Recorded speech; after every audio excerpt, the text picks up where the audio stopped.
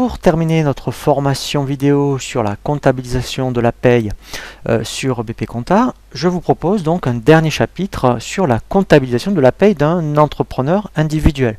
Donc dans le même principe que pour, je dirais, un gérant majoritaire soumis à l'IS, et bien là nous allons voir donc comment comptabiliser sa rémunération, les cotisations au RSI et ensuite effectivement pour terminer sur le paiement des cotisations. Première chose qu'il faut constater, c'est le prélèvement que perçoit l'entrepreneur individuel et ensuite ce sera effectivement les cotisations sociales, je dirais par le RSI, où on saisira effectivement tout ce qui est URSSAF, maladie et vieillesse et la CSG déductible et non déductible. Première chose effectivement qu'il faut constater, c'est le prélèvement que perçoit l'entrepreneur individuel. Donc si on prend un exemple, au mois de janvier 2014, eh bien l'entrepreneur individuel va percevoir, admettons, 2000 euros. Dans ce cas-là, directement au niveau de la banque, eh bien vous allez utiliser ce qu'on appelle le compte 108, qui est compte de l'exploitant. Voilà, et directement au débit, vous saisirez 2000 euros en contrepartie effectivement du 512. Donc ça, en fait, c'est le prélèvement. Ensuite, effectivement, il faut constater, donc quand vous avez les bordereaux du RSI, eh bien, effectivement, on va constater toutes les cotisations. Donc, on va faire deux exemples. Donc, effectivement, si vous êtes entrepreneur individuel, mais dans une activité de service, vous serez au décaissement-encaissement. Donc, en principe, effectivement, vous allez saisir, je dirais, vos cotisations que lorsque vous faites les règlements.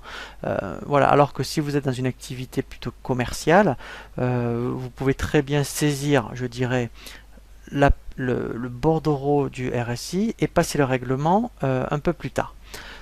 Il y a juste une variante. Mais on peut faire quand même les deux cas de figure. Ensuite, moi je vous conseille d'aller dans le journal d'OD. Et ensuite, effectivement, quand vous avez le bordereau du RSI, eh bien, on va constater dans un premier temps tout ce qui concerne, admettons, les cotisations URSSAF. Donc ça sera du 646. Voilà. Donc là, en fait, il faut toutes les créer. Donc, admettons, on va créer, par exemple, le 646.3. Voilà. On peut très bien l'appeler tout ce qui est cotisation, admettons. Voilà. Alors, on va l'appeler cotisation sécurité sociale. Alors je précise bien, c'est bien le RSI, hein, vous ne dépendez pas du régime général voilà, de sécurité sociale. Donc là, mettons, si vous en aviez pour 200 euros, mettons, donc là c'est au trimestre, hein, par exemple, voilà. Ensuite, on va constater la maladie. Donc là, en fait, il faudrait créer un compte qui serait le 646, par exemple, 1. Voilà, donc il n'existe pas, je fais ajouter. Voilà, et là, je vais mettre cotisation. Voilà, maladie. Donc ça représenterait peut-être 100 euros. Ensuite, vous allez avoir la vieillesse. Donc là, mettons, ça pourrait être un 646.2. Voilà, donc je fais ajouter. Voilà.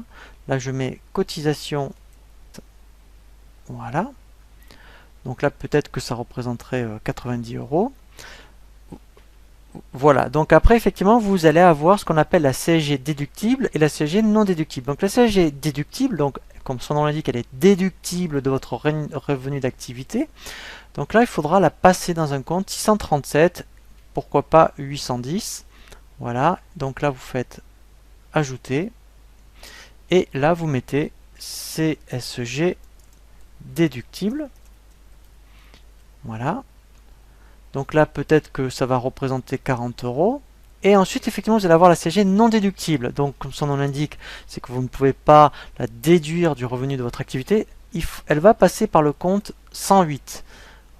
Voilà. Donc là, effectivement, on va le mettre ici, au débit. Donc peut-être que ça représenterait 30 euros. Voilà, et éventuellement, alors après effectivement vous pouvez avoir ce qu'on appelle la formation. Donc là, alors soit, alors non, vous l'avez peut-être qu'une fois par an. Alors là je vais faire exprès de la mettre tous les mois, mais en fonction, je dirais, du moment où vous le voyez, et bien effectivement ça sera un compte de ce type là, 633. Voilà. Et là, en fait, effectivement, vous mettrez participation formation, mettons. Voilà. Donc là, si je considérais qu'éventuellement, voilà, je la passe tous les mois. Éventuellement, il y en a pour, mettons, 20 euros. Voilà. Et donc après, effectivement, alors comme là, mettons, je l'ai passé dans le journal d'OD, eh bien, en fait, je vais le mettre en contrepartie du 431. Voilà. Et là, je vais faire F12. Donc ça, c'est ce que vous allez constater au niveau du bordereau RSI au trimestre. Et là, après, effectivement, eh bien, dernière chose qu'on va faire, c'est le règlement de votre bordereau.